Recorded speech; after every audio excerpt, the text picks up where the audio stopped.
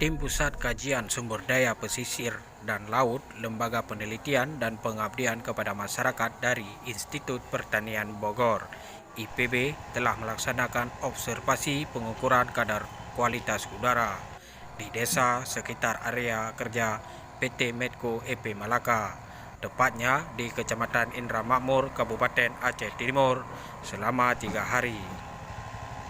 Nantinya dari seluruh data observasi yang dilakukan selama 3 hari itu akan dibawa ke laboratorium IPB di Bogor agar hasilnya dapat segera diketahui. Selain data dari laboratorium, tim juga telah mengumpulkan informasi hasil dari wawancara warga di desa tersebut. Hasil wawancara tersebut akan dijadikan sebagai input dalam menganalisis hasil observasi teknik kualitas udara.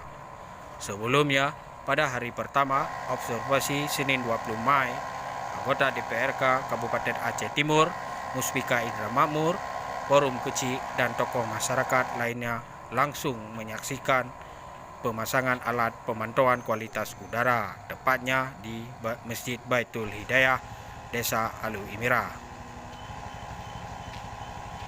General Manager Medco EP Malaka, Susanto, mengungkapkan ucapan terima kasih kepada seluruh pemangku kepentingan dan masyarakat setempat, hingga seluruh kegiatan observasi bisa dilaksanakan dengan aman dan lancar. Susanto juga memohon waktu dan kesabaran semua pihak agar tim ini dapat mengelola data hasil pemantauannya.